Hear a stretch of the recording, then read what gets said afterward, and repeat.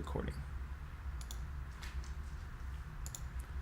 Okay, hello everyone. My name is T. Henry Michta, and today I'm presenting my NPC Bob The Tarman-Skeleton and his item, the Bone Sword, for the class Project and Portfolio 4, assignment Feature Custom NPC and Item/Tool.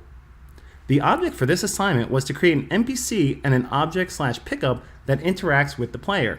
To do this, I created an NPC called Bob The Tarman-Skeleton, who patrols a set area, and an item called a Bone Sword for him to interact with. Only when the NPC has the Bone Sword pickup in hand can he damage the player. During the process of creating this NPC and item, I used no tutorials. Today I will be covering the following 3 topics: scripts, NPC item playthrough, and my Trello. So let's dive into the 3 scripts I had to code first. The first script is called NPC Movement, and its primary purpose is to set up the movements for my NPC Bob The Tarman-Skeleton.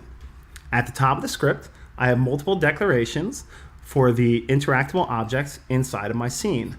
Bob's movements consist of a walk speed, 4 patrolling options for north, south, east, and west, and a chasing state wherein Bob chases the player. Bob only chases the player when the player collides within his trigger box, which acts as a method of detection. I created a switch function called walk direction. Walk direction is comprised of 4 different directions, north, south, east, and west, that the NPC can patrol through. Based on how I set up the code, every 3 seconds the NPC randomly selects one of the 4 directions to patrol in. For my NPC's changing state, I set up a trigger box to detect where the player entered inside of the NPC's trigger box. When the action is true, it causes the NPC to look in the direction of the player and begin to chase him.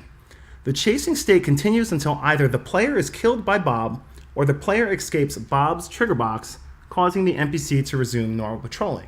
So as I stated before, I have some public objects and various different things, declarations up at top. Come down here, I'm setting up for if the player is chasing, or if my NPC is chasing the player, to face the player and to chase him. Here are the 4 different main states, one for north, south, east, and west. And it's saying that after 3 seconds, they are to randomly cycle through each other until the game is over. And then down here at the end, you can see the trigger boxes that I used.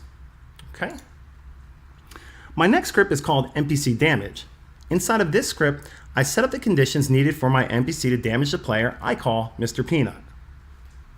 This is done through a series of if checks that determine if the NPC can attack or not, which he can only do if in possession of the Bone Sword that I set up in my next script.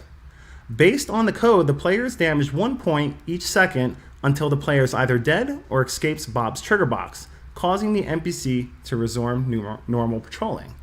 So as you can see here, fairly small script. I have a wait time, I have a player health set to 3, and how the player is damaged only if the player can attack and has the bone in possession. So then we come to my third script. Okay, my third script is called Bone Script Pickup. In this script, I set up the game object for my NPC to interact with called a Bone Sword. When in hand, the Bone Sword causes 1 point of damage per second. This is done through the use of GameObject.find, which references my other scripts to determine if the NPC is in possession of the Bone Sword or not. If he is, Bob enters a frenzy state where his speed is increased by 2, making it harder to escape Bob the Tarman-Skeleton's terrible grasp. Now that the code is explained, let's play through my scene to show you the code in action. So here's my last script. Very simple. Couple if statements. So let's go now over to the playthrough. Okay. So as you can see here, I have my skeleton and the bone pickups. I put a couple just to kind of speed the process along. And here's Mr. Peanut right here in the corner. What I want you to notice is when I do put it in play mode, you'll see the skeleton move towards one of the bones. When he does pick up the Bone Sword pickup, he goes faster in his frenzy state. And then after being in the player's trigger box for approximately 5 seconds, the player is then killed by the NPC. So let's do a playthrough. Okay, as you can see, there picked up a bone and his speed increased. So I'm just going to walk Mr. Peanut over there. Try to get into his line of sight. So as I get closer, you can see he turned to face me, and then he comes and attacks me, and after a few seconds, the player is dead. Cool. So now that we have the playthrough done, let's pull up my Trello. Okay, last but not least is my Trello page. Trello is a web-based project management program that is a great tool when working on a project with many moving pieces and multiple deadlines to meet. My Trello is broken down into 4 separate sections or areas. The first is references and links.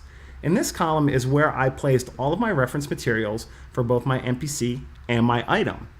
Next is a backlogged items column where I currently only have my level due next week as outstanding. The next column is where I've attached the week's scripts.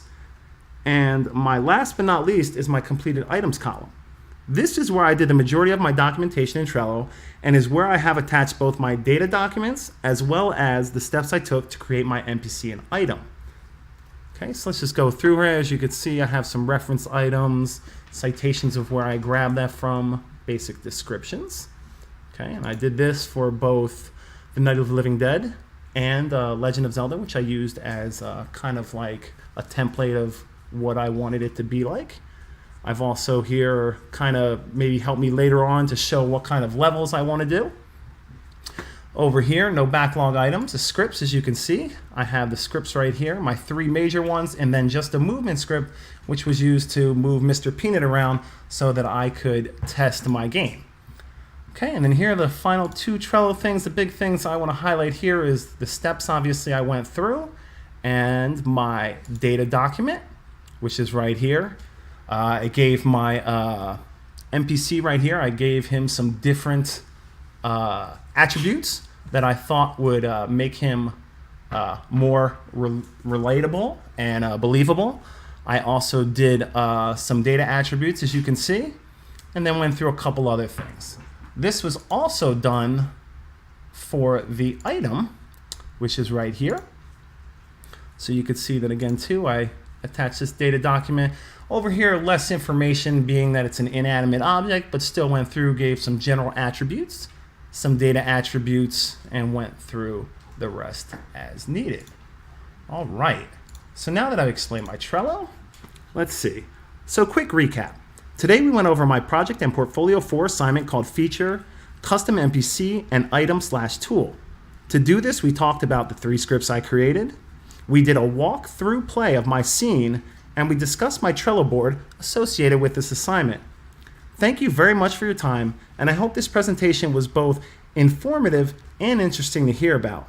Till next time, take care.